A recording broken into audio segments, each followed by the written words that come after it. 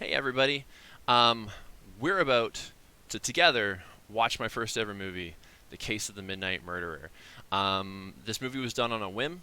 I wrote it as kind of a writing exercise, and the next thing I knew, I was making the whole thing. Enlisted friends for voices and stuff, and did it all for no money. Animated it all on my own. It was a huge learning experience. There's nothing about it that I wouldn't do differently the next time. Um, so this will be the first time I've watched this movie in probably close to 10 years. So we're going to kind of watch it together, and I'm going to point out stuff that I would do differently next time, things that I learned, and and all that good stuff. If you're curious to watch the movie on its own without the commentary, and you haven't done that yet, that's also on the channel, so you can check that out. There'll be a link in the bio, in the about. Sorry.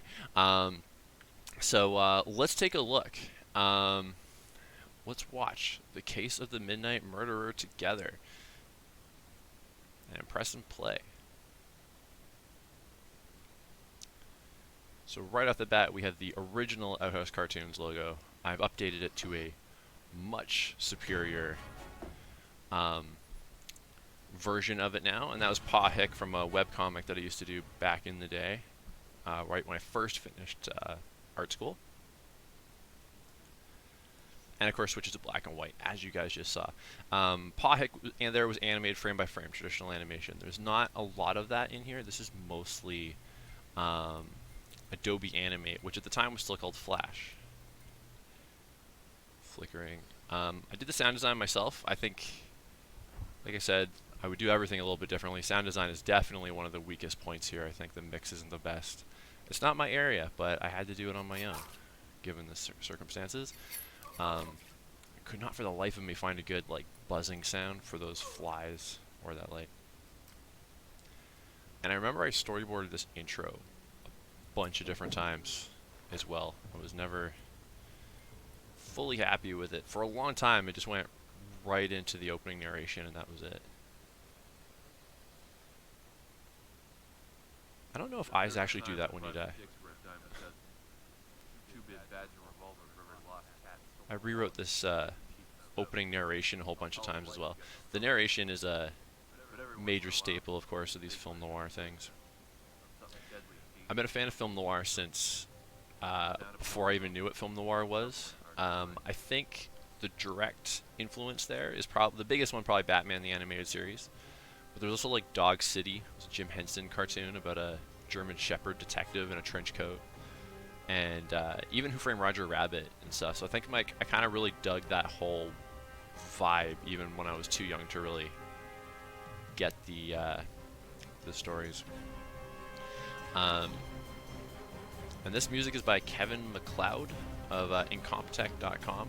It's royalty-free music. You can donate to him and stuff. But yeah, I got it all for free and lucked out because he had a lot of stuff that really suited this, and it just was a lot of work to dig through everything. I'll point out these names as we hear the voices later on. These are all friends that I enlisted to do the different voices and stuff. I always really like these title sequences. Nowadays, most audiences think they're kind of slow. I've done 2 movies at this point, and I did something similar with the second movie. I don't think I would do that again. I think I would do my elaborate title sequence at the end. I don't think I would make people sit through it at the very beginning.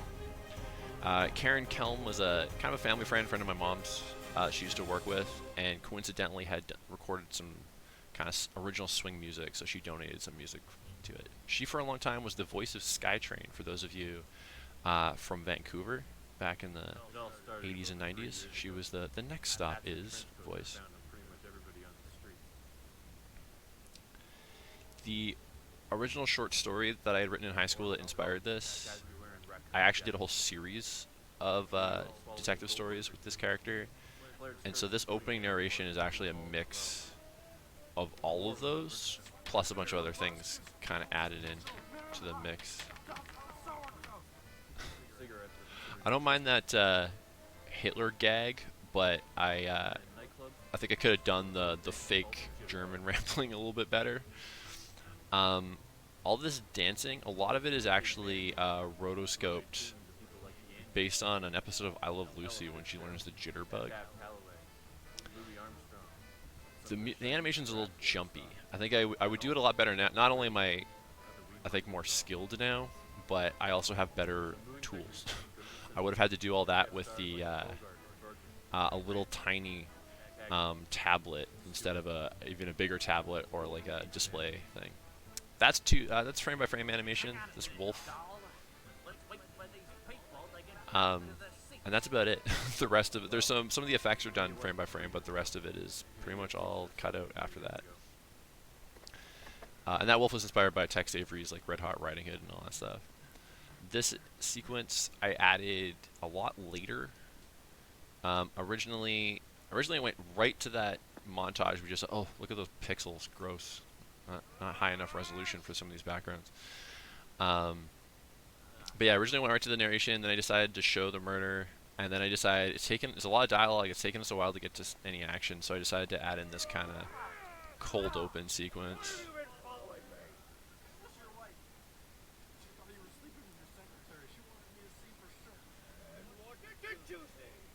That is Michael Boucher doing this guy's voice. He's also voiced later on. I actually recorded his voice in the car at the last minute when I decided to add this scene. Not the best for audio quality, but like I said, none of the audio in this is quite where it would ideally be.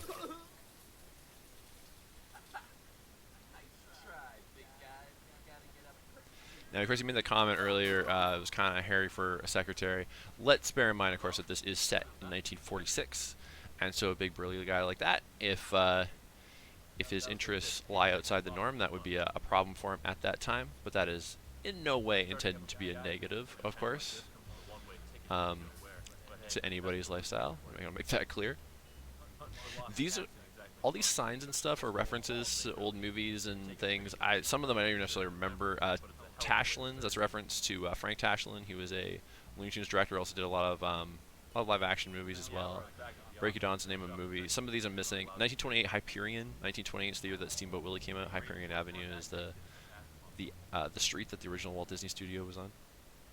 Now, why the hell he would have a hanging Private Dick sign that's that small and Private Dick written on his window when he's way too high up for anybody to see, I have no idea, but he does. The main reason I did it was so I could have the gag of the light shining the Private Dick lettering on the wall behind him, and I think the effectiveness of that joke is kind of I don't know. I think the idea is okay, but the execution's maybe not the best. The reason I thought this might actually be a manageable project to do entirely on my own is because it's so dialogue driven. It's a lot of talking heads. And one of the things I wish I did differently on this was to not have that. Like, even if I'm going to have that dialogue, find ways to make it a bit more interesting, have the dialogue happening in more interesting environments or during other events, so there's at least a bit more visual stimulation. But I kind of realized this as it was going, and it was maybe a little bit too late. The animation, her veil there as she walked in, was pretty off. You know, that bounce there wasn't too bad, but when her walk, that didn't make any sense. But about the talking head stuff, like, I started to recognize, I was kind of past the point of no return. I couldn't do anything drastic at that point, realistically. Never liked that falling animation, to be honest. But this scene, though, I did add, like, it for a long time.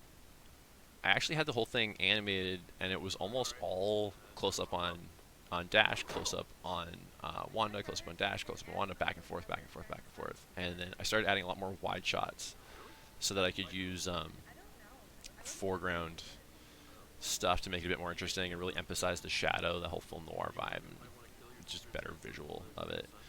That was supposed to be her dabbing her eye a minute ago. It was supposed to be a deliberately fake cry. Spoilers. I don't think it works. It looks more like she's punching herself in the face.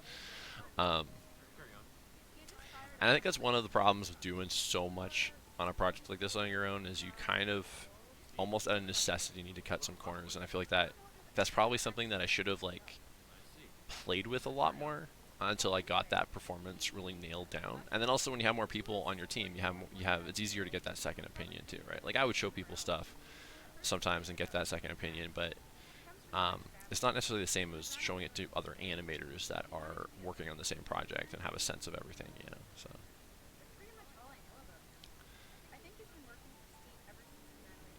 I think something that helps this though is that use of the shadow. I think the shadow stuff is just the way the shadows lie on characters is sometimes pretty cool. Sometimes it's not even the most accurate, if I'm being honest. Sometimes I could definitely do it better, but that moodiness I think helps the more limited animation, you know.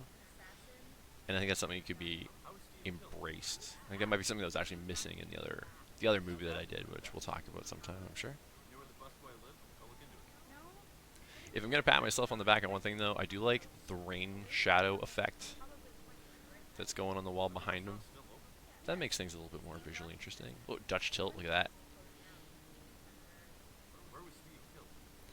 See, the thing with these scenes too is there is so much exposition, and it's necessary for a story like this. But if you take the time to think things out, you can find more interesting ways to get it across.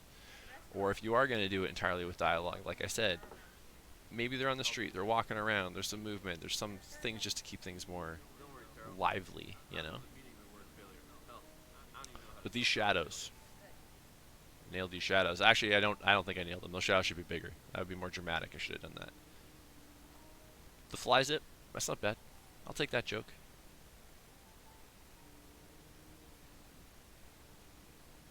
There are some gags in this movie that like I think actually do land fairly well. When I've seen it in audiences, I definitely was hearing laughs in most of the right places.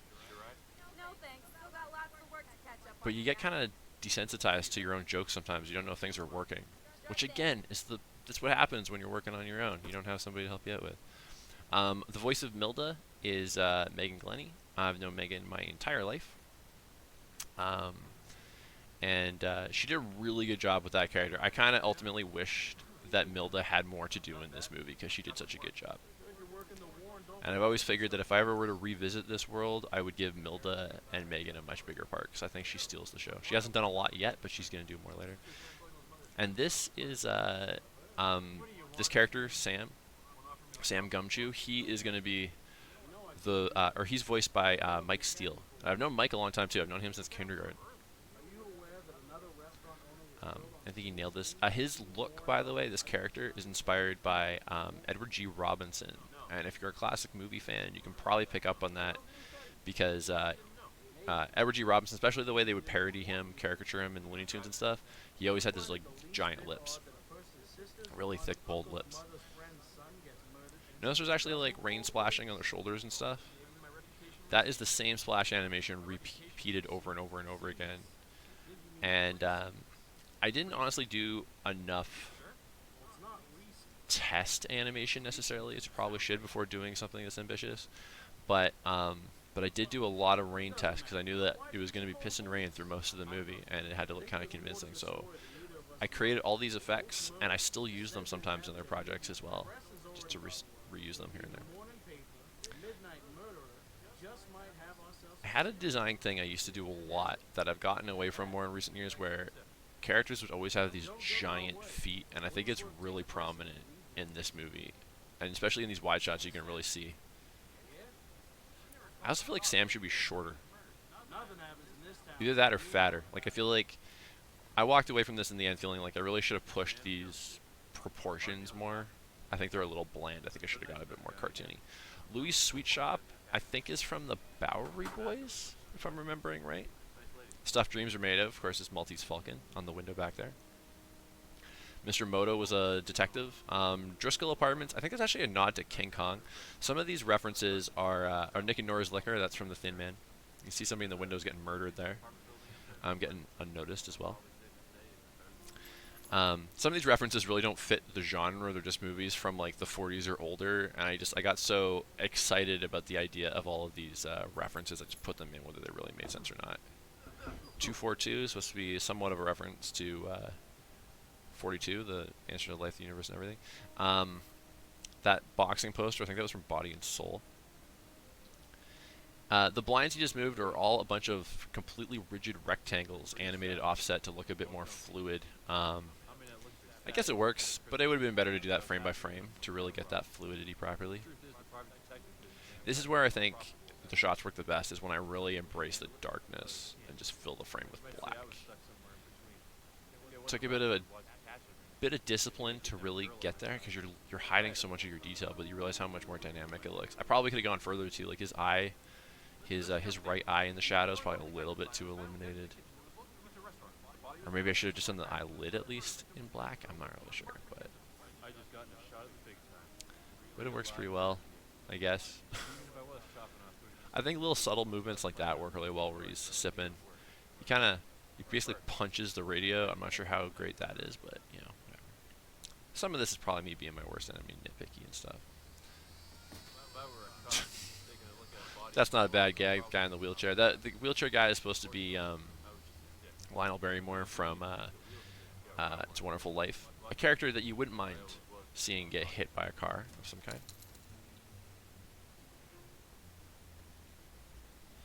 The gag there is that he's bribing her, but he really doesn't have that much money to bribe her with. Although, in 1946, $2 and change probably wasn't actually that bad. So maybe it should have just been change. That was supposed to be Dr. X, played by Humphrey Bogart, walked by. Humphrey Bogart has a lot of appearances as multiple characters in the back, which I thought was a fun idea, but I don't think I nailed his caricature enough. I don't think many people would actually recognize who that was supposed to be. That was Melissa O'Neill, by the way, as that nurse. She kind of tagged along with some other friends doing some voices, and I was like, hey, do you want to also do a voice? And she was like, sure. So I gave her the nurse. This is me again as Jerry. I think I do an okay Peter Lorre. I think I could do better than what I did here, though. I re-recorded it a bunch. I don't know. I think part of it was I was concerned that not only does it sound like Peter Lorre or not, but does it sound different enough from my normal voice? Because I'm literally talking to myself right now. Jerry, by the way, is named after one of my animation teachers when I was in school.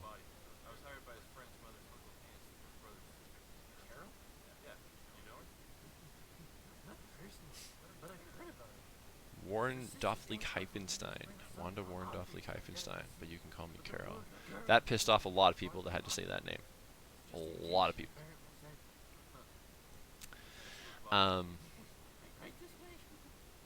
Yeah, I think I had fun animating Jerry. I would probably animate him much better now, just with my experience, but he's probably the most eccentric character in the whole thing where he really go wild. This whole scene was like just generally a pain in the ass. I tried to do this kind of 3D perspective change with all this really complex layering of 2D elements, and it works out in the end, but it did not go anywhere near as smoothly as it was supposed to. I had to do a lot of weird rejiggering. The joke there, of course, is supposed to be like he's a dead body and you expect him to be like peaceful with the eyes closed or whatever, and he's got this crazy face. And I guess the gag works. I think I did get a joke there, but I definitely could have pushed that. I should have gone so much, just more distorted. Had the whole jaw backwards or something, you know. Like that gag though. That blood was frame by frame. Yeah. He said some effects are done that way. And then he bends the arm back, cracking it. I add the blood there to sell the gag a bit more. I think it works like that. The sound of the bones cracking are actually my my cousin Amy cracking her knuckles. It's hard to get the good bone cracking sound unless it's legit apparently, but you don't really want to break a limb just for it, you know. While I was making this, I had just a shit ton of post-it notes stuck on the wall next to me, and one of them was make dash fall whenever possible.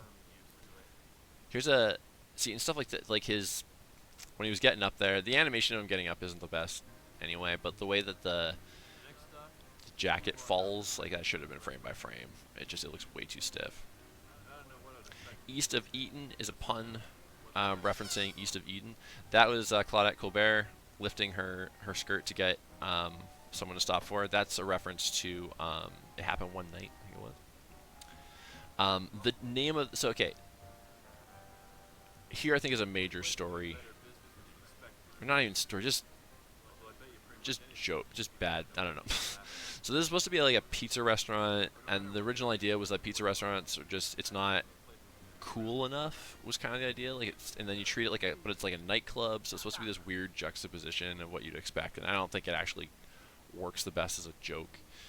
And the original idea was that outside it was going to look like this tiny little hole in the wall, but then you walk in and it's like this massive place that you wouldn't expect. And I think I did somewhere that joke got lost in the shuffle, and I didn't even remember it when I was making the background, so I totally lost that joke. But that might be a hard one to sell in animation anyway, because it might almost read more as an accident, since everything's being drawn. And when you see a live action person walk into a little shack, and then you cut to the interior, and it's this massive place with pillars and stuff, like there's no question that that was a purposeful joke. In animation, I feel like that could be read as a mistake, so that could be a tough one. But it was purely by accident that I didn't do it, though. There's Carmen Miranda singing behind them.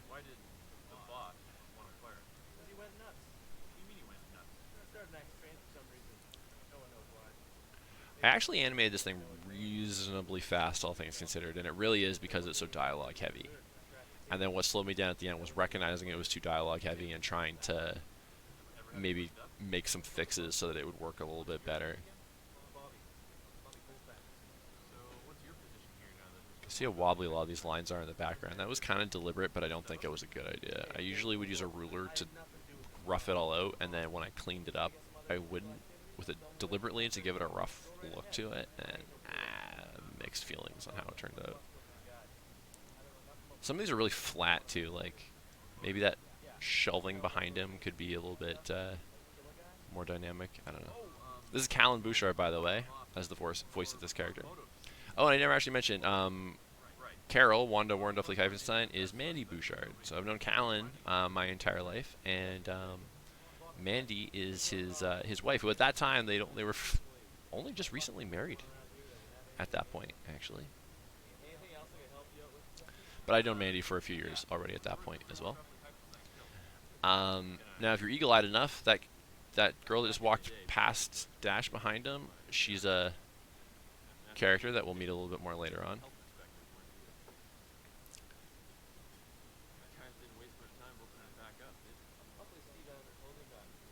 I don't even know if that joke lands. Just the idea that the chalk outline and the blood's still on the floor, but they're still just cooking like it's not a big deal. I don't know how well that one sells. The nose picking and all that stuff, that always works though. Those are crowd pleasers. If I was doing this now, I'd probably put a lot more junk on there too. That animation's pretty stiff. Why is his head not moving while he's doing that thing? That's a cool shot though. I think that's a good ominous view of that character, who will later pay off. Peter Sellers and as Inspector Clouseau, the original Pink Panther. Watched those a lot growing up. They were definitely an inspiration for a lot of the physical comedy in this. It's a lot of why Dash falls so much and why he makes mistakes like that. And his cockiness here as well. Because until further notice, there is nobody that can be trusted. Not even you. It's not bad. I forgot about that joke. The little bits of flour falling off of them, any excuse to do that, I feel like adds so much like production value to a scene. But it's also a lot more work, obviously. And maybe if I wasn't stretching myself so thin as to do all this stuff myself, maybe I would have done even more of that.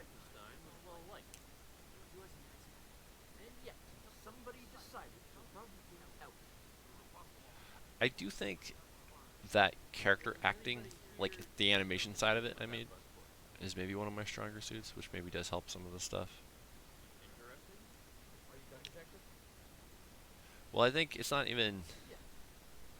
I don't know that I'm necessarily bad at animating action. I've done some much more heavy action stuff, even later in this movie, and I think some of it works well, but I've done much better stuff more recently. But I think that the acting thing is something that I took to fairly early on when I was learning animation, so I feel like this being fairly early, it wasn't that long after I finished school, really, that I started working on this, I guess. So it was sort of playing to my strengths, but only by a happy accident, I guess, that way. But that definitely helps the low production value, I think. But then every once in a while he'll do something that's oh fuck, like look at the pixels there. God damn it, that looks so bad. I should have at least blurred that. Holy shit. And these crowd scenes, kind of cool. That's supposed to be Marilyn Monroe there from Asphalt Jungle.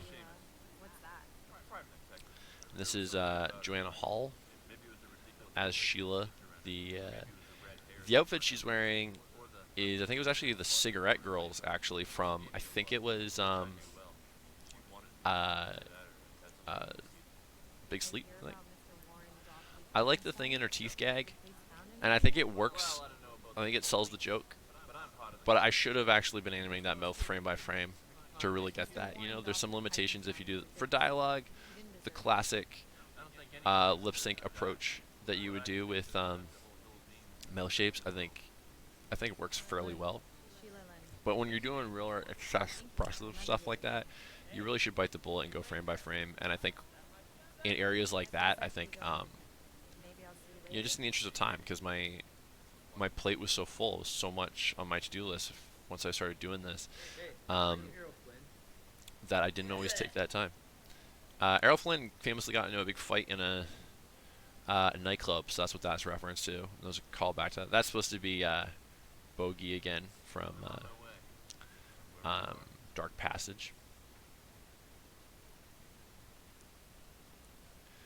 There is a reference at some point that I think is still in the movie, but I've been talking so much that I might have missed it, where Dash somebody gives Dash shit for not taking notes. They point out like, well, you're a detective, shouldn't you always be taking notes? And he he's like, what? And then there's a scene where he's buying a notepad in the next scene, and I ended up cutting that. I never animated, I only storyboarded it, but that was Teal Richardson there as a evil Shirley MacLaine, or not Shirley MacLaine, sorry, Shirley Temple.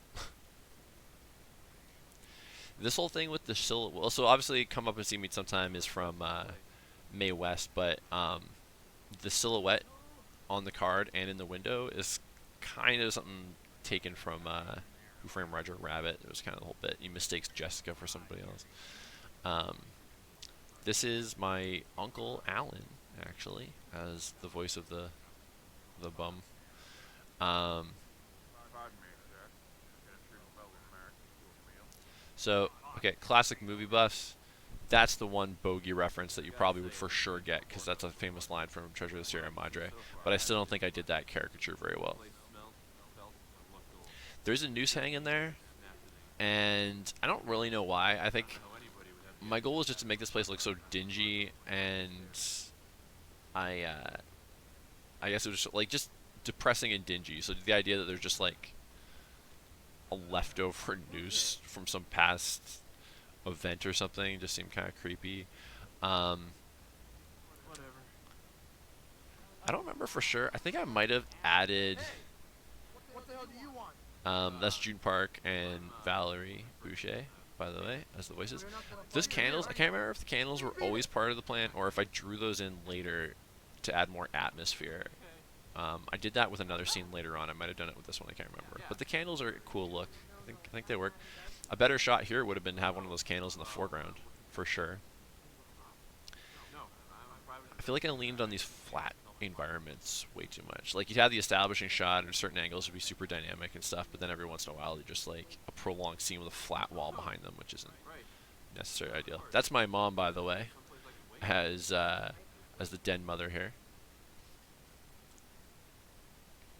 All of the sex workers working here, by the way, are inspired by or the out well, pretty much everybody on screen is inspired by some actor or actress from the 40s or 30s or whatever, and the outfits that all of the sex workers are wearing are inspired by classic pin-up art. That's Robert Lalonde, family friend there, as this character, who is modeled after Lou Costello. Not that you would know it. Some of these likenesses, I was like, I want them to really look like the person, and sometimes I nailed it, sometimes I didn't. Most of the time I didn't care, it was just kind of a jumping off point.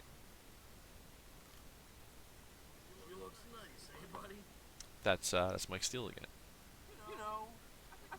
And he's inspired by Clark Gable. That's why he's eating a carrot. You eat carrots and it happened one night. This angle sucks. Oh, you again. In theory, the low angle shot's good, except the characters are not drawn well at that angle at all. They don't really make sense. Originally, I only animated him falling down in one of these shots, and then I decided it wasn't enough, so I just found different ways he could fall downstairs.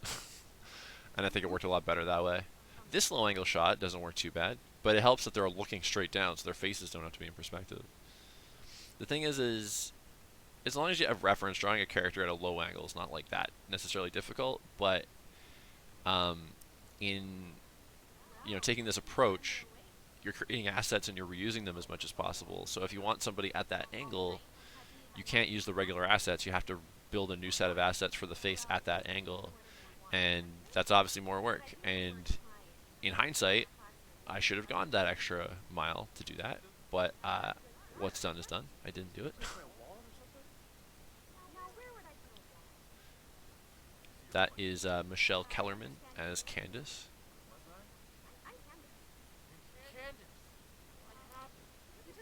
There's some dialogue they have between them that I think is like it's not bad character dialogue, but it also slows things down. They're not necessarily all that funny, and it's not necessarily serving the plot that much. Some of it is. There's some worthwhile exposition in here.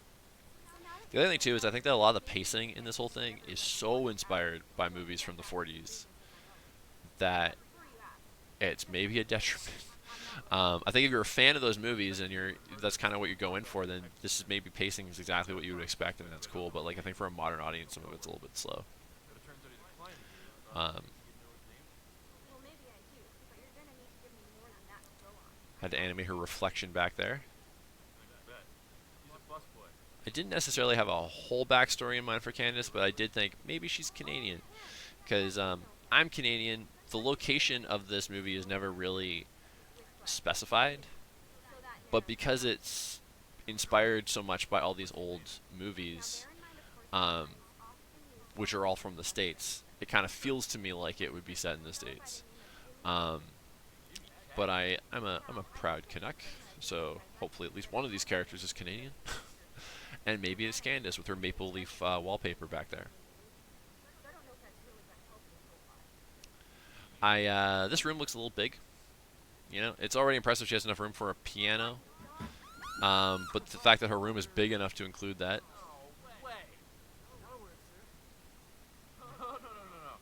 That was Cam Feeney. I just said that.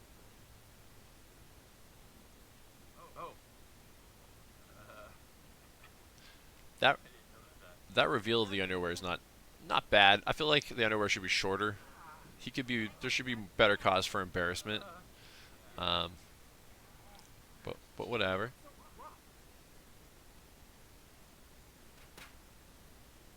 By the way, the best way really to approach that's supposed to be Betty Davis. It's a reference to the letter, I think it is. Um, uh, this is kind of a cool shot going through the bars. I like Candace's animation here too. Where it pulls out uh, um, the blowtorch there. It's a reference. She's supposed to be kind of modeled after Lauren Bacall. I don't like her sideways blow of the smoke. Little touches like that, I think, are probably the strong suit of the movie animation-wise. The best way to do the animation for like more action stuff when you're doing this approach really is to rough out your key poses by hand, like draw them, and then modify your puppet type assets however you need to get them into those poses, and then just rely on the uh, the software to kind of help you fill in those gaps where necessary. But when you just try to do straight ahead with it, I think it's so easy to kind of half-ass it a little bit, um, because it excels at certain types of animation, makes certain elements of the animation really efficient, but you still need to bite the bullet and do some serious work for some of the other action parts. And then in a scenario like this where I was doing so much, and that's not really an excuse. Like I think it would have been worth it to put that add time in some of those shots, but I don't think I was always taking this movie as seriously as I maybe could have because of the nature of it. I would just sort of like like I said, I was kind of doing it on a whim. I was just having fun with it, and when I finished it, I was kind of like, okay, I did this in this amount of time, and maybe if I do this, try something like this again, but I put a bit more time into the development of it and everything like that, I can go a little bit farther with it. And my next movie, I did go a lot farther with it, and on a technical side point, it is more polished in a lot of ways. But it became so ambitious that it had a lot of other issues on top of it. So, um, I think it's debatable which one you would actually say is the stronger one because of all those conceits I had to make because I was getting stretched so thin on it. By the way, that missing poster behind her is a reference to the Hitchcock movie The Lady Vanishes. I feel like an actual missing persons poster would probably say the entire name, probably not Miss Blank. But I don't think she's ever given a first name in that movie, or at least not that I remember anyway.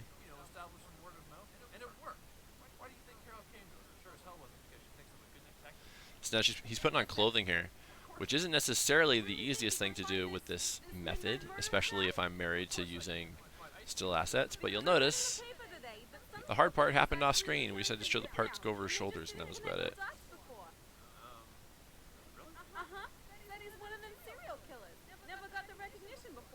See, now also, too, if I was animating this, Milda has reason to be eccentric. Like, she's not moving that much, all things considered. But she should be. She should be over the top. With that voice, she's worthy of that. Now, this joke with all the flyers dropping out is a pretty good gag. I like how it turned out, but it was heavily inspired by National Lampoon's Loaded Weapon. Just so you know. I can't take full credit for that. I think I executed the gag well, but I can't take credit for the concept. Some of this paper looks way too thin too. By the way, she pulls the comic page out of there, which I think is a neat little character beat, but it's so rigid. It's like cardboard, and it would never look like that, you know. But some conceits that I made that I would not make again, like I said.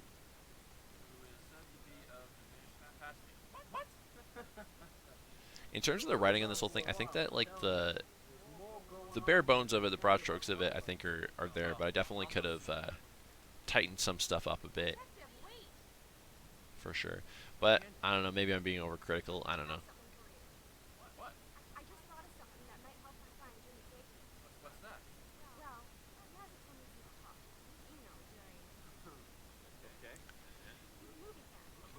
Most of this animation in the background, if it's not obvious, are just really subtle things where I just add some movement that doesn't necessarily make a whole hell of a lot of sense, just so that you can see it happen every once in a while, out of focus in the background. That one, though, she's looking right at the camera. It's weird, and her action I think repeats a bit too much. I'm just noticing that now.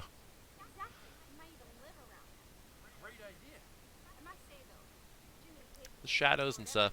I think the shadows too, like that makes things more interesting. That was something I noticed. I would set up these shots and I'd be like, that looks bland. I would drop a shadow on the wall and it would work. And you can't do that all the time, but because this is film noir and I want to have that very contrasty black, um, I kind of got away with it. I still probably could have done it better even though, because there's not a ton of logic necessarily as to why these shadows would necessarily be where they are in this particular moment, but they could have been bigger. Well, this repeating animation back there is driving me nuts. I don't know if I ever noticed how often we see these women do these exact same moves that don't make a tremendous amount of sense.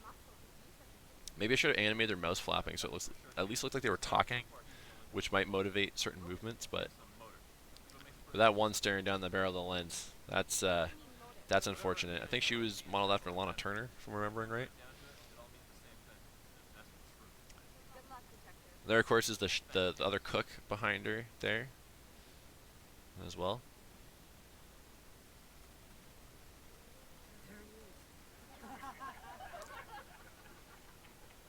Perspective on those cops could be a little bit better. They could be a little bit bigger.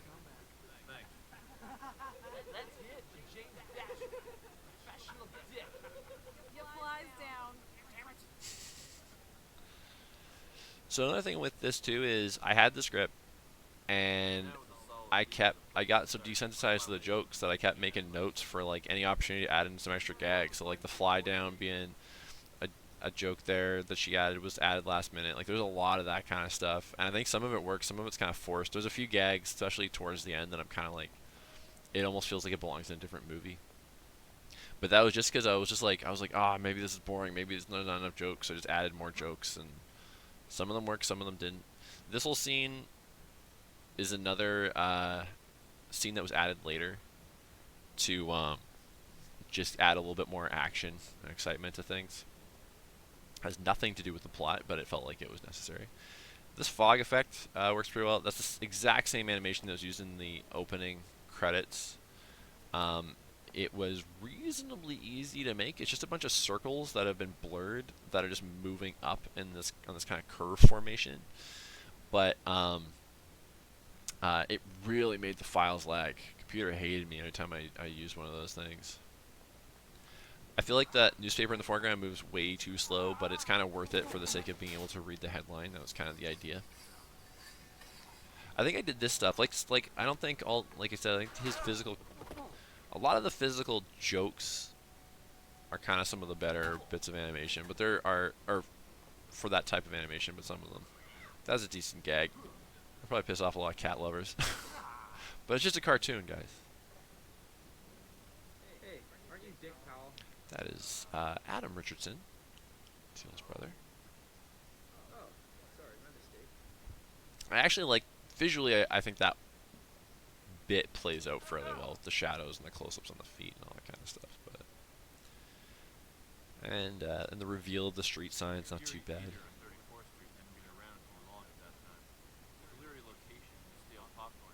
Perspective on that sign's a little wonky, I think.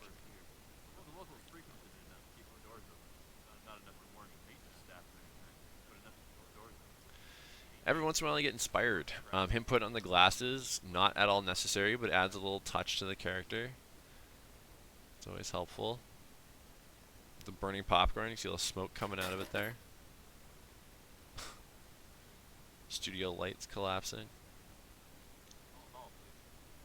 This character actually is inspired by somebody from a movie, but I forget who. I think it might have been a character. There's a tooth in the popcorn there.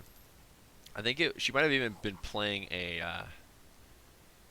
um, a character like that in the movie. I just don't remember who it was. I don't remember if she was all depressed like that or not.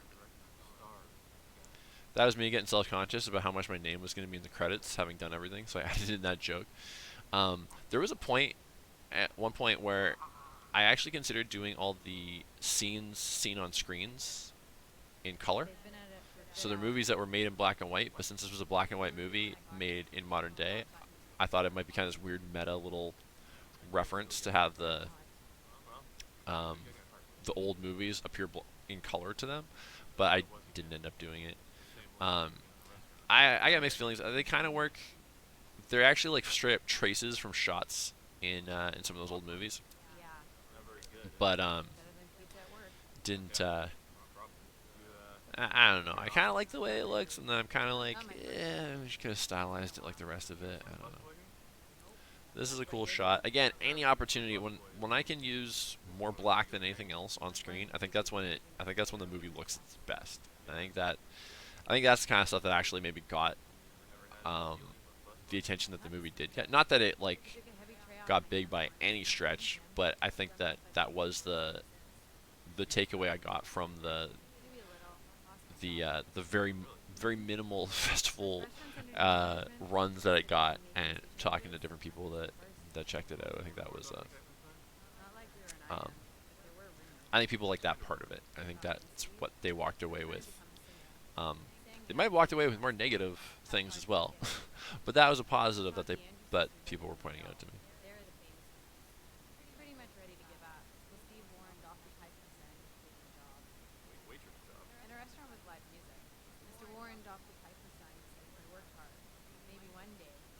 So like I said, I kind of wish I pushed these designs a little bit more. In her case, it probably would have like puffed out that hair a bit more and get a stronger silhouette going there.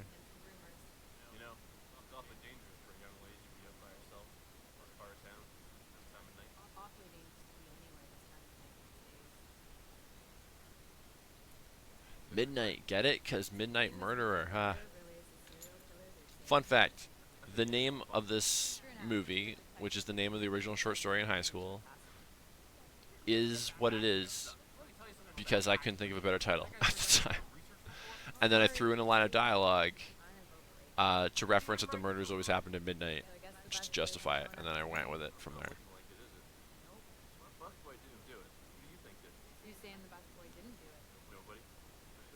You can tell I like this shot since I went back to it at least twice.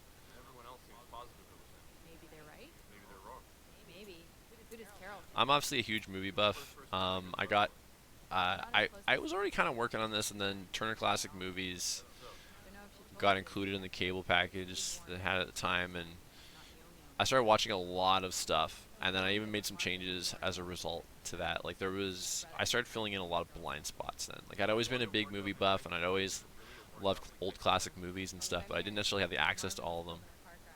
And coincidentally, I suddenly had access to a lot of them in the early stages of this thing, and that I think is one of the big reasons I ended up going from just writing it as an exercise to actually making it, because I started getting inspired by all this old stuff, and that's why there's so many background references, even if they don't necessarily always match the genre that I'm kind of parodying, you know.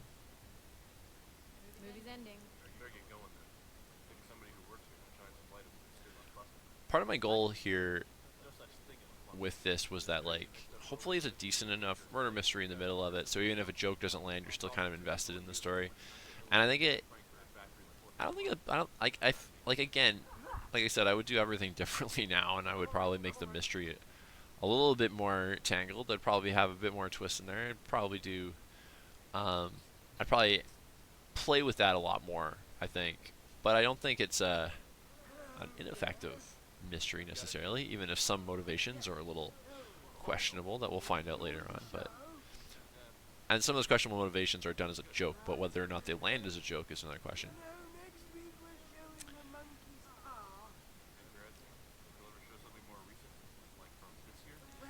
This mentions it mentions The Big Sleep, which is 1946, which is the movie that this is the year this is supposed to be set. And they never expressly say it, but that's supposed to be a little explanation to what year it is, if you're keen enough to notice. This voice is Michael Boucher. Again, we've heard him a couple times already, or at least once anyway. Uh, and take note of his name tag, because there's something to point out about that name tag later on.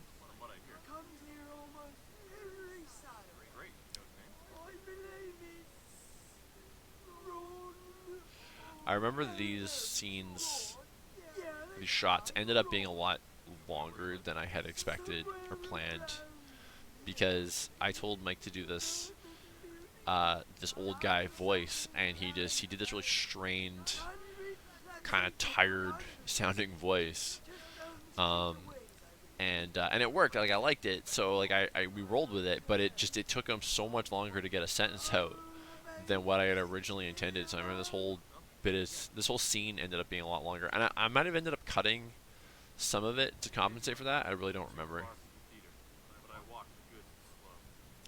That's supposed to be Cagney at the end of White Heat in the background there. Kane for governor, of course, Citizen Kane. Vote Gildersleeve is from the Great Gildersleeve. Citizen Kane is not your typical film noir in terms of subject matter, but it is very much of that visual ilk, so it's appropriate. Gildersleeve doesn't really make sense. Twin Oaks is from Postman Always Rings Twice, which is also a film noir. So I think this is a cool shot, and I think the transition on the lightning is cool. It's kind of a bit of a nod from Citizen Kane, and I think the shadow coming in the way it is cool. But the sound design on that lightning strike is oof. And you literally got some sheet metal, which is what they used to use in radio plays and stuff. They use sheet metal to reference like thunder. But I don't think it's convincing enough. Maybe I could have started with that and done the right effects on it to really make it convincing, but um, just never did. It's Jeff Wilson as Braxton.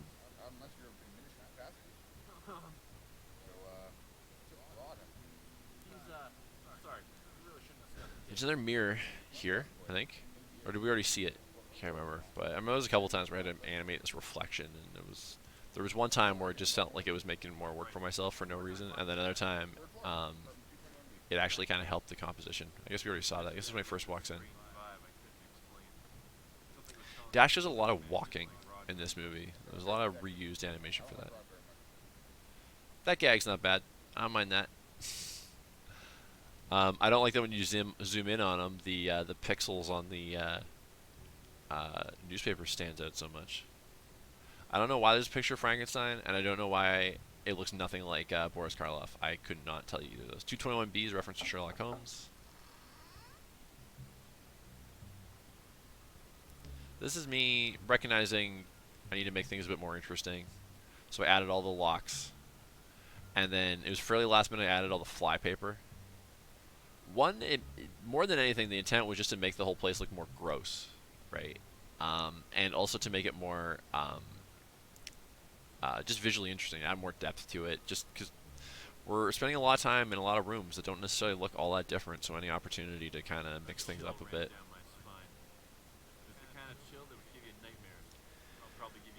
At the last minute, had the idea to add PS leftovers in the fridge to the suicide note, and I still appreciate that joke. I think it's a good joke, but it's so low on the screen that almost gets cropped out. On some TVs, it probably would get cropped out, so it's kind of lost.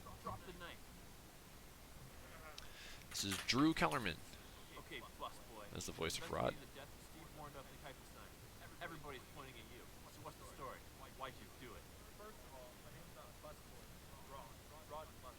Now, if I'm going to pat my back on some animation,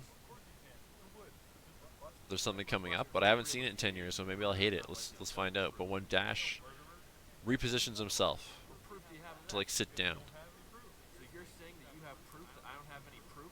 What's your proof? That's not proof. Not proof enough for anybody else. I don't mind this proof wordplay. Prove it. I can't. I don't have any proof. Ah, where's that knife? Whoa. There's no solid proof that I'm guilty. There can't be. I know, because I'm innocent. But I did have a blow up a while back. And I did get fired for it. When I heard about Mr. Warren Dawson Typenstein's murder, I knew I gotta say, I kind of sometimes a little too hard on maybe the writing in this. Sometimes it's so hard not to be critical of your own stuff. Because some of these jokes that I kind of forgot about are actually still getting me. That's not too bad. But I'm not gonna lie though, this is a world that I would like to go back to. But the film noir, legit mystery, hopefully, um, but with a sense of humor, you know. And maybe I will one day. Okay, so when Dash gets cozy there and his one foot slides out and he has to pull it back up, that's feeling a little inspired at that moment, I guess, because it's not a bad little character beat. And I think this was a big revelation for me to actually show this flashback, because I think I'd originally written it as just the dialogue of him explaining it, and then I think maybe when I was storyboarding, or maybe not even until I animated it, I was kind of like, you know what, this is boring as shit, so let's do the flashback, so it's not just more dialogue, and I'm glad that I did that. Doors don't do that when you knock on them. Fun fact. Maybe a worthwhile conceit for the sake of animation, though.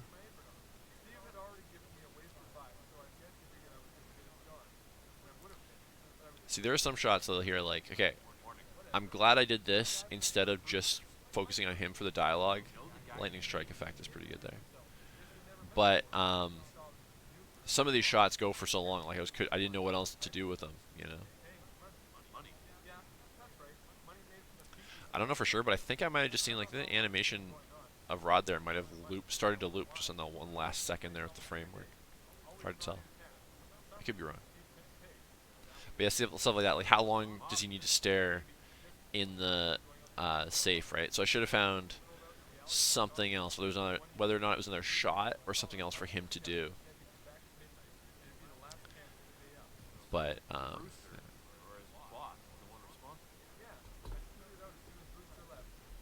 See that was some okay action animation there. Him jumping over Could have called them uh, um, police.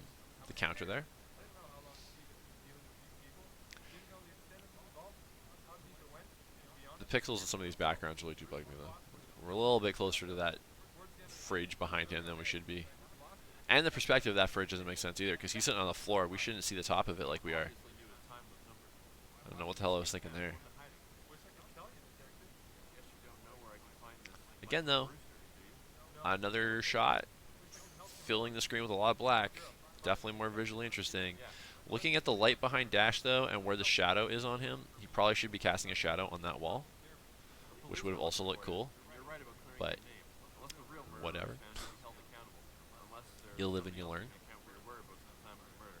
Maybe Braxton downstairs, but he's always got his nose buried in the newspaper. I don't think he likes it very much. Well, whether it helps or not, Rod, I believe you. And I'm gonna find this midnight murderer. Good luck, detective. Keep yourself breathing. See, like, but those moments where he kind of he almost disappears in the shadows partially, does work well. I'm not a cop. I flunked out of the academy. Even if the animation isn't where it could be in that moment, it's kind of a cool Walked through the rain for a good hour. image. Or as good as an hour in the rain can be anyway. Kept thinking, Naked Gun definitely has a bit of inspiration on this, not visually, but obviously some of the jokes are very Zucker Brothers, and Drebin has his voiceover as well. my questions and answers, which are pretty easy. And this scene Had a theory about wasn't deliberately referencing it, but in hindsight, I do remember there's a prolonged shot of Drebin in one of the Naked Guns walking, and he suddenly realizes he has no idea where he is. That was kind of a funny gag. what the hell's going on? Somebody got shot. Who? Well, that's what we're here to find out. It's Brad Watson Davlar there. All right. Is that cop?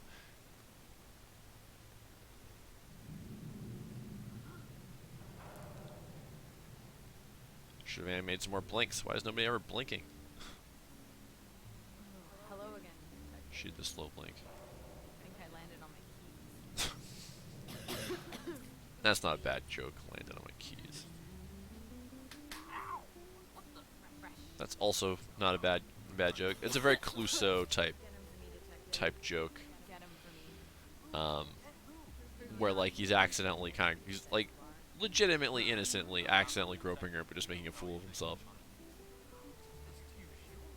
The idea of her hacking up all this phlegm was kind of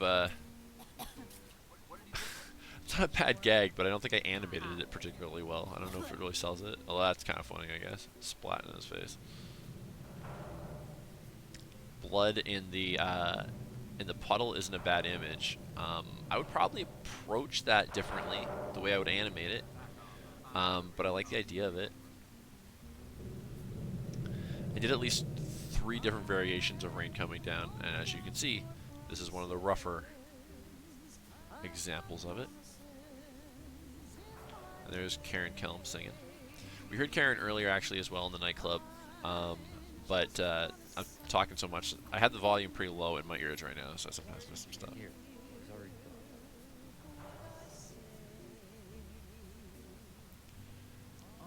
If I'm gonna take a dramatic beat, I don't think this was necessarily a bad way to do it. I don't think that's too bad the way that plays out.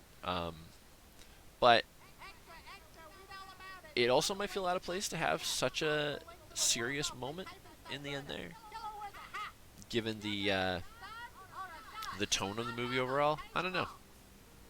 You guys can tell me. I go back and forth on that sometimes. There's a balance, right? Because like I think you can have a comedy mystery and you can have legitimate, serious, dramatic elements in there as well. But you do need to be. You need to sometimes pick and choose. Sometimes it works. Sometimes it doesn't. His hand is really weird there. Lying in her own blood. Looks like a boxing glove.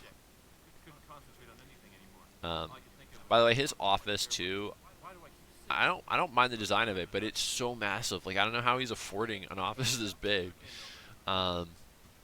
And that's one of the reasons that Maltese Falcon is in the foreground. I recognized the issue there. I was like, wait, why did I draw this so vast? So I just started dropping things in the foreground to kind of compensate for it. And it works. It's better than it was, but it's not. It's still a much bigger room than he should be in, really.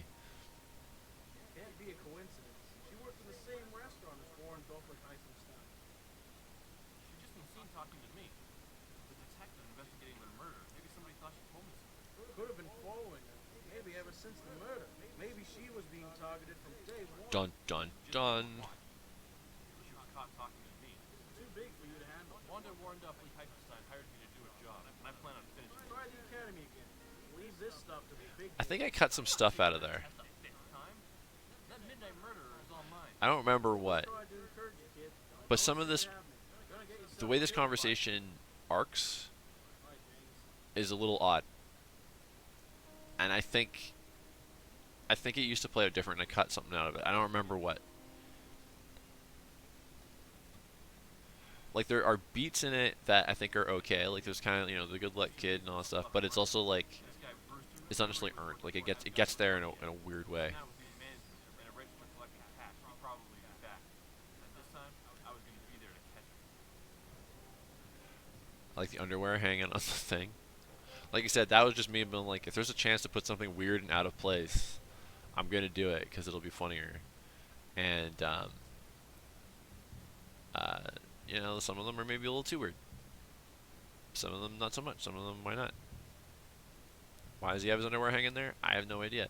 That walk back is weird. Also, we look way too big next to that dumpster. I'm realizing now. He looked okay there, but when he was walking up, it was a little questionable.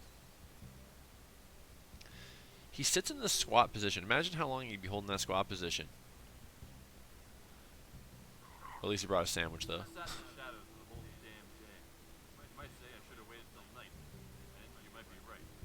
But I was think still I think we're right. self-made. I think you should have waited I till was going to prove I was a till real night. dick. And at this point, I didn't have too many options. I've never been in a real live stakeout before. And I'll be the first to Monotony. admit it ain't all it's cracked up to be. That's what we're getting Sitting by through here. yourself in a cold alleyway behind a dumpster would be pretty glamorous, but you'd be wrong. I know I mentioned earlier, but I really did like out with Kevin When I got MacLeod's darker, I started to think about the danger music. I put myself in. I was gonna load Um, my revolver. It adds a lot to these I didn't have a scenes, revolver.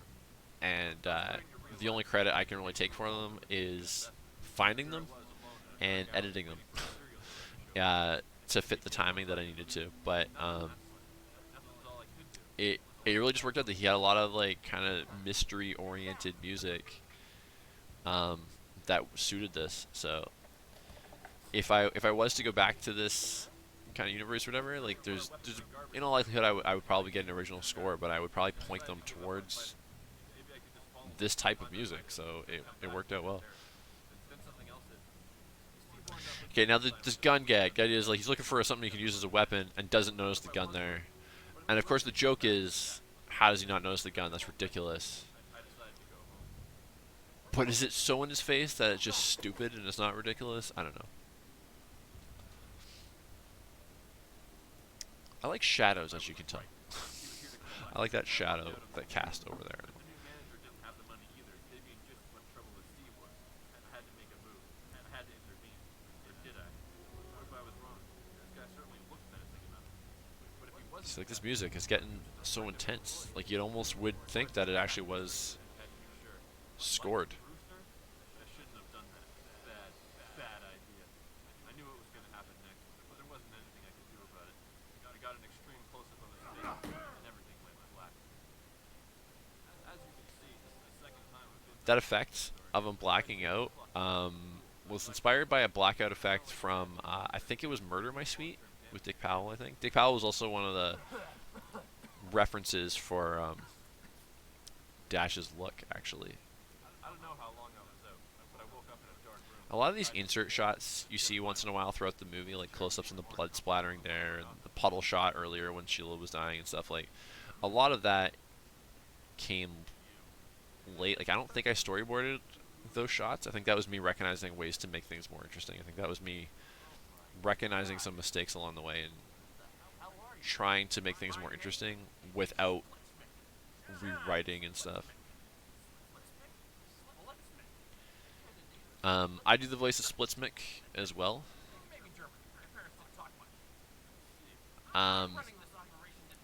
One of the things here, one of the reasons I do as many voices I do is just that like you kind of like I have a lot of friends that were down to help, but they're not all actors, and I was generally asking people to play parts that or similar to their own natural personality, um, so that we can kind of lean into that a bit, rather than have to worry about like a complete performance from people. And then if I had a character like this guy, I don't know anybody that acts like this. And I have some friends that are really good doing characters and voices and stuff, but they were doing other things, and the other, so you're kind of like, well, I'll do 1,000 takes if I have to till I'm happy with it, but I'm not going to ask somebody who's not getting paid to do 1,000 takes. So if it's a character that's really over the top and very specific in my mind, I kind of just like I would just did it, so they didn't have to like drive somebody nuts with my direction. It was kind of the idea. Um, and then sometimes it's easier too because like Dash has so much dialogue that when if I decided to rewrite something or change something on the fly, I could just record his dialogue really fast if it was just him. But if somebody else had done his voice and I decided to make a change, it almost guaranteed would be his voice that needs to change, his dialogue, and then I would have to go find that person to record it. So I like doing voice acting. I'm not, like I enjoyed voicing Dash. It's not like I did it purely for that reason, but I kind of felt like I had to at the same time. So I might have chosen to do it out of for fun, but I also kind of needed to do it anyway, I guess is what I'm saying. And by the way, the whole thing is this whole pizza money bit, I think that's a lame joke. I would not do that again. That is like, it's just that voice, by the way, the mic is my dad's voice. So some of this action stuff isn't that bad. But anyway, the pizza money thing, the whole idea was just like, you get pizza money from your parents when you're having a sleepover or something. And so I thought like the idea of like gangsters or thugs or whatever arguing over pizza money would be kind of funny, but I don't think it really works. I think it's kind of lame. I would probably, I think a lot of these shots, like from an animation standpoint, some of them are eh. I think a lot of them work, but I think the whole thing can be edited a lot faster. I think we're lingering on some of these shots a little bit more than we need to, especially if we want things to feel really exciting. Like how long is he gonna hold that gun on him before? Like why would he do that? This joke's not bad. The idea of the expressions changing every time. I don't remember the thumb wrestling. I don't remember if. I think that's entirely me. I don't think that was inspired by anything. I could be wrong, but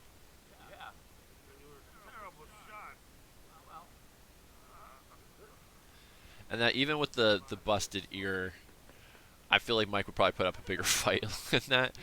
And how it plays out is fine. It should have happened faster. He should be tying him up before he had a chance to do anything.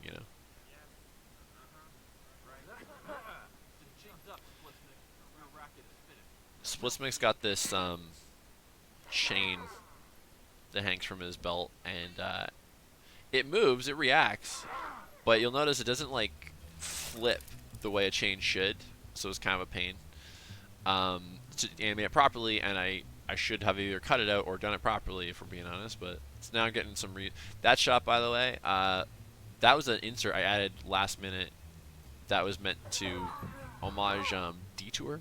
I think it was. Detour had a really similar shot to that. Detour had a notoriously low budget, so I don't think they could afford an actual band, so they did it with the shadows.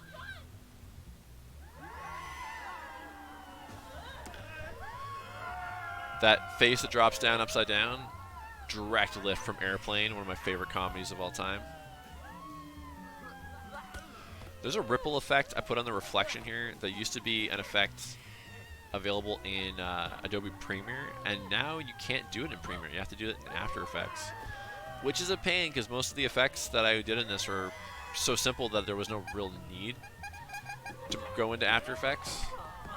But that would have worked better if, or I mean, it worked. I mean, I lucked out. Obviously, I could do it, but I've tried to do it a few times since, and I'm like, if this is the only effect I need, I don't want to go into After Effects for it. That's obviously a recurring gag. That guy always getting people mixed up or whatever. And Splitsmix is inspired by Robert Mitchum, but Mitchum was famously a pretty big guy, and Robert Mitchum, or this guy, isn't that big of a guy. He's pretty scrawny actually. So, but there's some features in his face, but a lot of this could just be edited a lot quicker. Like some of these shots don't need to be this long. Animation could be across the board a bit snappier, for sure. Also, every once in a while where the animation could be better, if you cut it fast enough, the animation works. But some of it, just like it's going too slow because for some reason I was committed to that length of that shot for some reason. Why, I don't know. But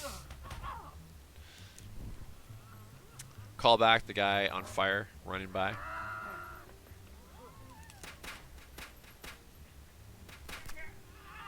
Now, I'm not positive.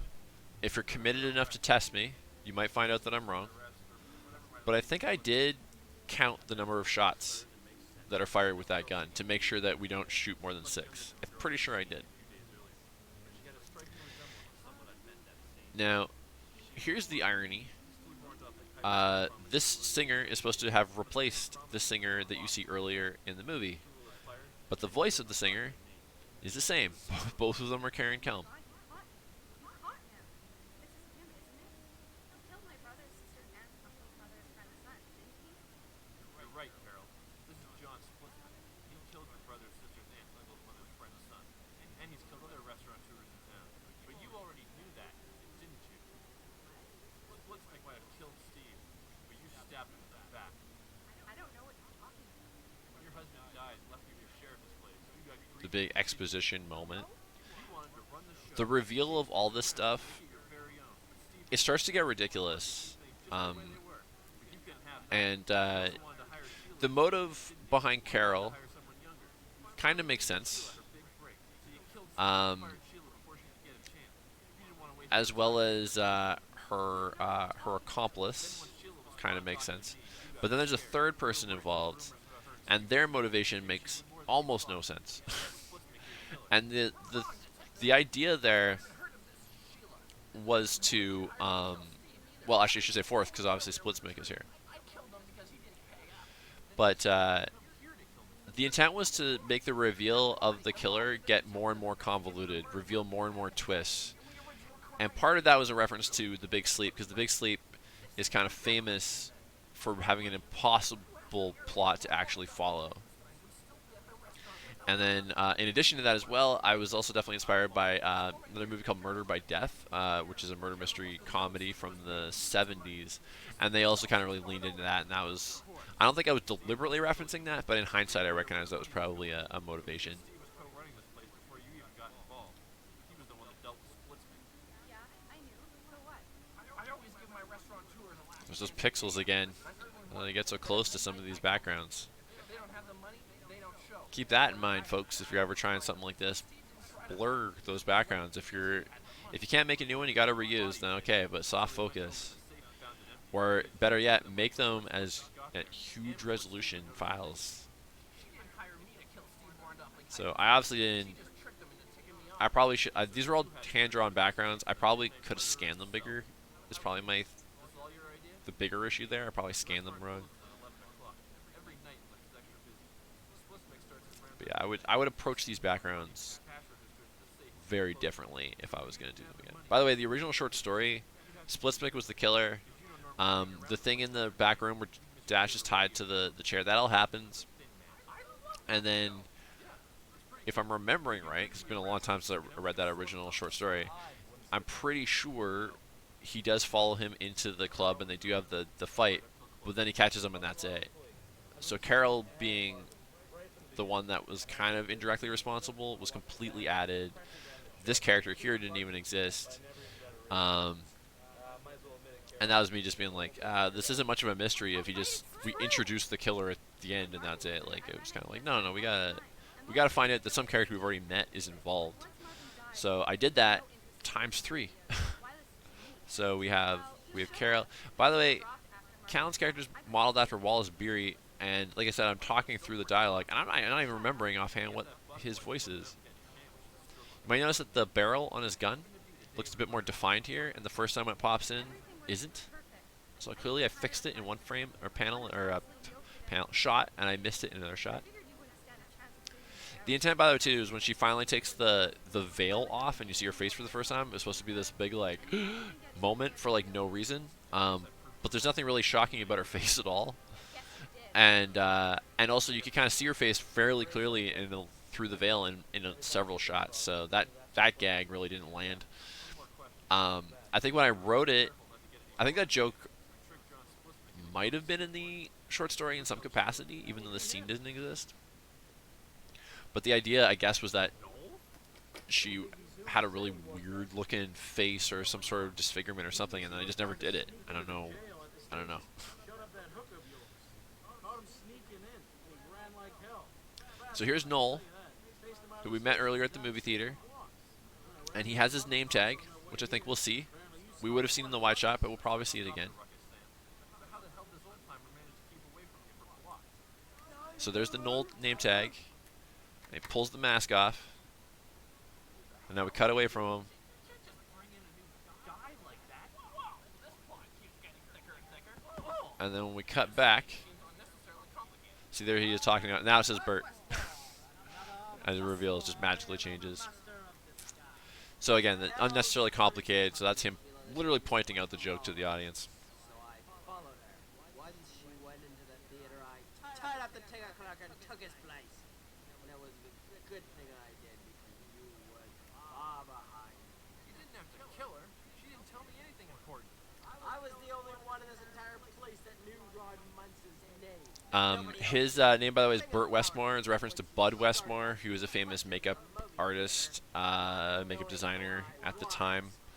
Figured what was the harm in telling Fun fact, he's credited with creating the Creature from the Black Lagoon now? makeup design.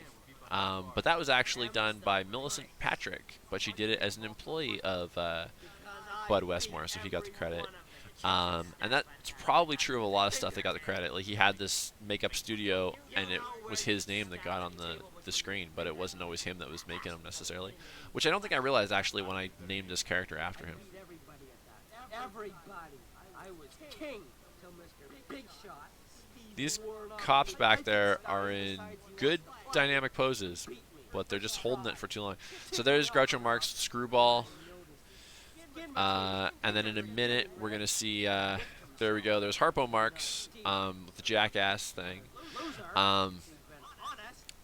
Now, the joke is more Looney Tunes, but Marx Brothers are definitely the types of comedians from that era that would do that kind of thing. I think that's a little out of place, honestly. I think I was just getting so hooked into all these old movies and references and stuff. I was like, oh, let's throw this joke in last minute. And that, I don't know if that lands. I don't know. I feel like it's, Figure out how to make it all work. the movie's broad, but like, in a lot of ways. But like, that's so it's almost fourth wall. Like, I don't know if it belongs. I'm undecided, but Did good, kid. Yeah. It did, didn't I? Wait, hang on. Sheila, you. so kicking someone in the nuts, always a crowd pleaser, I guess. There's another Bogart. I think that's from High Sierra with the little dog, I think. What happened? And we bring Milda back at the end. Sam called me once he got word what was going on. Giving him the hat for the dramatic Had a quick shower and a bite to eat. hat revival, I guess. Kind of like Indiana Jones, right? He needs that hat. He needs that hat to be James Dashel. And look at that pixelated background shit. And it's too low, too. It should be a bit higher. Perspective on that's weird. It would have actually worked as a good framing device for his head, too. So it dropped the ball in a few ways there. But the pixels are what pisses me off the most there.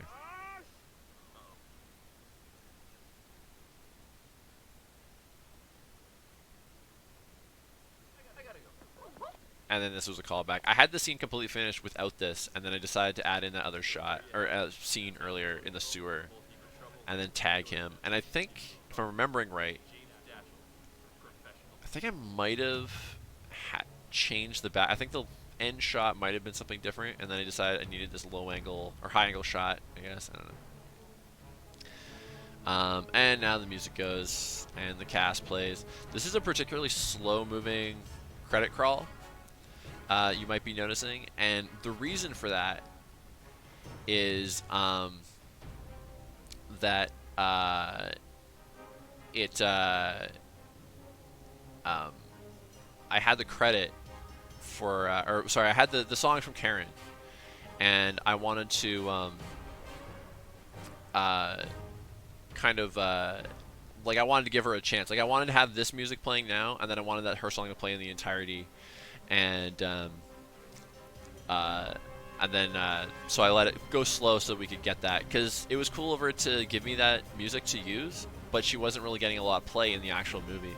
I got kind of distracted there for a second looking at all these names. I'm just wondering if I remembered to name everybody as they went by when we were watching it together. So if I didn't, make sure that you read all these names. These are all friends and family. They did all this for free, so they deserve the credit for that. And most of them had never acted before either, so added credit for that too. I like adding these jokes into the credits here. Airplane is the first movie I ever noticed to do that. So fun fact, the coupon was invented in 1887. I think there's a reference to flypaper later on too. I remember investigating when flypaper was invented to figure out if it actually belonged in this time or not. And I'm pretty sure I determined that it actually did exist in the 40s.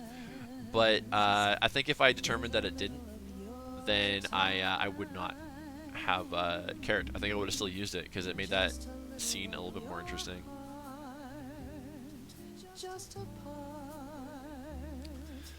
And then now here I'm itemizing all the stuff that Kevin MacLeod did. Because all the score is from him, maybe I could have got away with just saying score by Kevin MacLeod. I'm not really sure, but I didn't want to take any chances. It's all it's all open source. I did donate, but he wasn't paid for this actual job because it was just all the open source music that he makes available, and I think it saved it. But his name pops up so many times because of this. You can see how much I dug through his entire database and edited so much stuff together. And like I said, I think it really helps the movie a lot as well. It makes it feel more real too. Like the movie is very much an amateur kind of thing, right? Like I did a lot on my own, and I didn't have a lot of experience going into this. But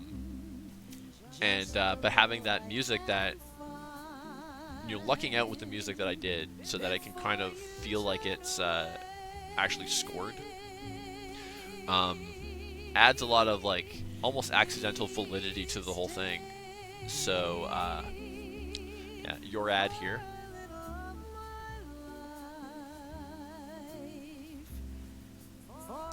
Animated using Adobe Flash CS3. It's called Adobe Animate now. Background painted using Adobe Photoshop. Composite edited using Adobe Premiere. I don't know if it was necessary for me to include those credits or not, but I did. And of course, a lot of these are jokes. Thank you to the city of Palookaville. Obviously, it's animated. It doesn't actually exist. Thank you, Turner Classic Movies, for being better than film school. I teach in a film school. I think film school's worthwhile if you're interested in making films. But I also encourage you, even if you're going to film school, watch a lot of movies, especially old movies. Learn from watching stuff. Thank you, Humphrey Bogart, for being so damn cool. So much of the stuff I watched was starring Humphrey Bogart. So I had to give him credit. So you might have noticed a recurring joke. Anytime there was a medical professional or a kid, I had them smoking as just a nod to how prevalent smoking was at the time. But I'm not a smoker myself. I don't really approve. I noticed a lot of old movies and cartoons would say "Made in Hollywood, California." So I thought I'm going to put "Made in a Basement" because I made it in a basement. And then all the standard copyright bullshit, of course, which I had to do. And then they always have the characters' incidents portrayed or coincidental, yada yada yada. And I get why you have to do it. So I'm like, I followed suit, but I added the joke after. You didn't actually think this was based on a true story, did you? No animals were harmed during the making of this movie. I stubbed my toe, but I think it'll be okay. I don't know if I actually stubbed my toe during the making of it, but I probably did. I'm klutzy. I do that kind of stuff. And then there we go. The new Outhouse logo is so much better than this old one. There we go. So, um, and there it is. Yeah, it's honestly cringy for me to watch that in a lot of ways, just because I've learned so much. I'm so much better at making all this stuff, doing this kind of stuff than I have. And even the next one I did, which wasn't that long after this, and I've learned a lot all around. There's nothing in both movies that I wouldn't do differently the next time. But you know what? For a first time a movie, doing it with the resources I had, learning as I was going, and kind of doing it on a whim where I wasn't really thinking everything out, developing things as much as I could have. Um, Not terrible. Probably could have done a lot worse. And maybe this will be that. I'll look back on that as being step one towards whatever I do next or whatever I do after the next thing. Who the hell knows? But anyway, so there it is. Thanks for watching. Maybe you learned something. Hopefully you did. And maybe I'll catch you with the next one.